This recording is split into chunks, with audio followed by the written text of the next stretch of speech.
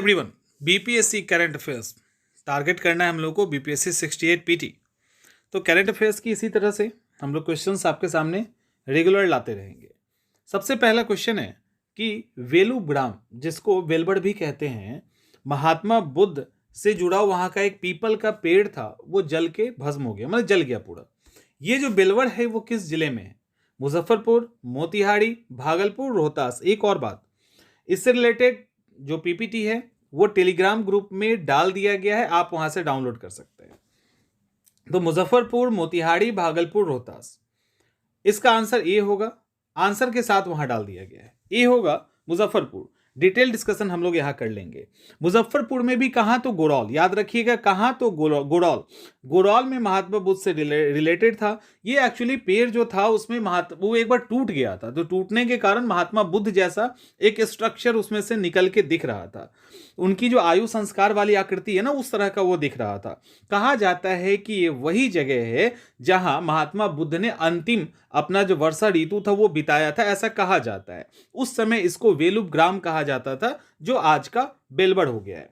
तो एक फैक्ट हो गया आपका कि बेलवड़ जो है कहां पे है, तो मुजफ्फरपुर में। दूसरा, बिहार में क्या है कि मछली उत्पादकों के लिए, मछली को अब लेकर काफी ज्यादा ध्यान दिया जा रहा है, तो मछली उत्पादकों के लिए, इंग्लिश हिंदी दोनों है, अपना देख लीजिएगा, के लिए अच्छी क्वालिटी का सीड यानी बीज उपलब्ध करवाने के लिए ब्रूड बैंक क्या होता है?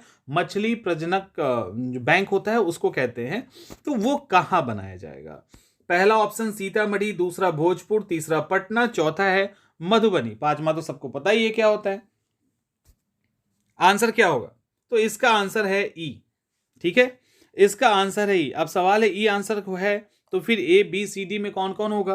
तो इसके अंदर ए भी होगा और बी भी होगा। इससे डिटेल इसको अच्छे से समझ लीजिए।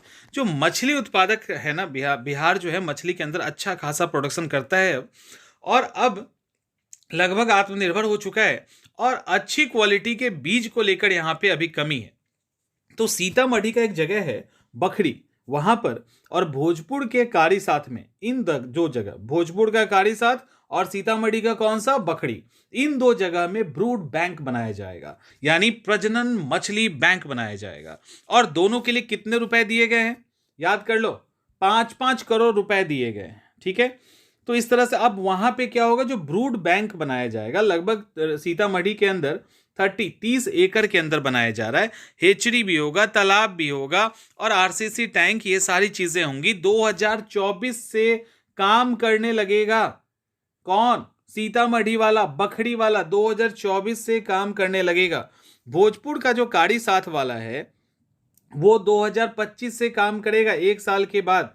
वहां पे रोहू, कतला, ये सब मछली तैयार होगा। इसके पहले फतुहा में भी मांगुर और मीठे पानी का जो झींगा है उसका बीज तैयार किया जा रहा है। तो ये सारी चीजें हैं। अभी कहा जाता है कि जो मछली की डिमांड है बिहार में, वो राष्ट्रीय औसत से अधिक है, यानी नेशनल लेवल पे लगभग 11 किलो मछली का डिमांड है। लेकिन बिहार के लोग 11.2 केजी का डिमांड करते हैं। खाने में तो बड़ा तेज होते ही हैं, डिमांड करते हैं।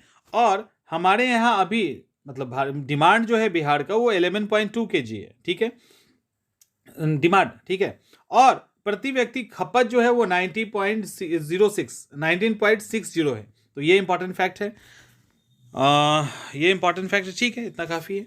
इसके बाद अगला, हर खेत तक पानी पहुंचाने का एक लक्ष्य निर्धारित किया गया है कि हर खेत तक हम पानी पहुंचा दें। कब तक पहुंचाया जाएगा? 2023, 25, 26। तो ये सिंपल सा फैक्ट है, इसका आंसर बी हो जाएगा। 2025 तक इसको पहुंचा देना है। ठीक है, क्लियर। आगे चलते हैं। कोलकाता इंडस्ट्रियल कॉरिडोर की बात की गई है। कोलकाता इंडस्ट्रियल कॉरिडोर की बात की गई है। इसके अंतर्गत कहां पर मैन्युफैक्चरिंग क्लस्टर विकसित किया जाएगा? बिहार के कहां? गया, पटना, जहानाबाद या दरभंगा? इसका आंसर है ए, गया। डिटेल सुनिए इसका अच्छे से। अमृतसर कोलकाता इंडस्ट्रियल कॉरिडोर परियोजना के अंतर्गत क्या किया गया है? अच्छे से फैक्ट्स देख लो। गया में मैन्युफैक्चरिंग इंडस्ट्रियल मैन्युफैक्चरिंग क्लस्टर विकसित किया जा रहा है। और गया में कहां? तो गया का डोभी, आप जब जाएंगे उधर तो आपको ये जगह दिखेगा। डोभी में इसकी स्थापना की जाएगी। और इसकी स्थापना जो इंडस्ट्रियल डिपार्टमेंट है हमारा कि मतलब उद्योग विभाग जो है केंद्र सरकार का, वो और बियाडा इनके द्वारा किया जाएगा। और इसके लिए national industrial corridor development and implementation trust के द्वारा स्पेशल पर्पस व्हीकल के माध्यम से जल्दी जो कहते हैं ना, वो इंडस्ट्रियल कॉरिडोर को किया जाएगा। 1670 एकड़ में इस गया में का जो इंडस्ट्रियल कॉरिडोर है उसको डेवलप किया जाएगा। ठीक है, इसके बाद बिहार का पहला ऑक्सीजन पार्क की स्थापना कहां की जाएगी? ऑक्सीजन पार्क की स्थापना कहां की जाएगी? इसमें है मुंगेर, बांका, पश्चिम चंपारण, गोपालगंज।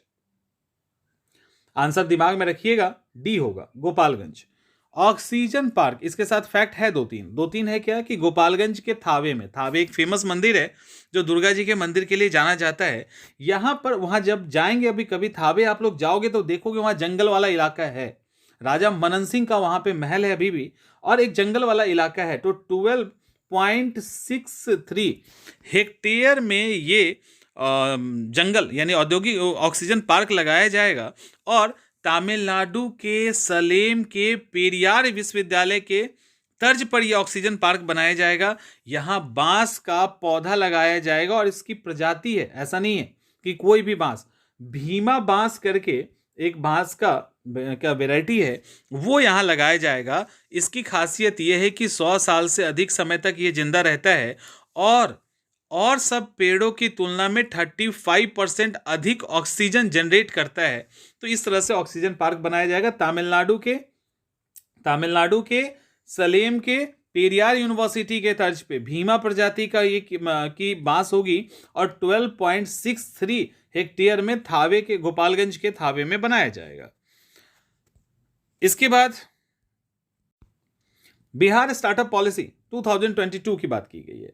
यहां पे क्वेश्चन इससे है कि बिहार स्टार्टअप पॉलिसी 2022 के अंतर्गत बिहार के उद्यमी को कितने लाख का कर्ज दिया जाएगा? ठीक है, 10 लाख, 20 लाख, 15 लाख, 25 लाख, ऐसे करके ऑप्शन है। इसका आंसर होगा सी। देखिए, बिहार स्टार्टअप पॉलिसी 2022 के अंतर्गत बिहार के जो भी यूथ हैं अगर वो चाहते हैं कि वो कुछ स्टार्टअप करें तो उस स्टार्टअप के लिए सरकार के द्वारा पूरे 10 साल के लिए इंटरेस्ट फ्री 10 लाख रुपए दिए जाने की बात की गई है। इतना ही नहीं, साथ में उनको गाइड भी किया जाएगा, ट्रेनिंग भी दी जाएगी, ये सब भी उनको दिया जाएगा।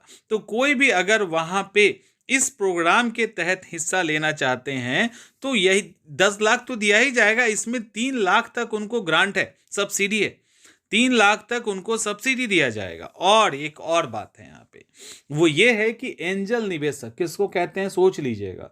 एंजल निवेशक वो होते हैं जो नए प्रोजेक्ट के अंदर पैसे लगाते हैं, वो अगर इन्वेस्ट कर रहा है यानी एंजल निवेशक से जो इन्वेस्टमेंट मिल रहा है उस निवेश पर भी 2% इनको सफलता शुल्क दिया जाएगा। यानी और ज़्यादा, मतलब ये क्या है, ये उनको अप्रिशिएट करने के लिए, उनको प्रोत्साहित करने के लिए ये काम किया जा रहा है। तो ये फैक्ट्स आज के हो गए।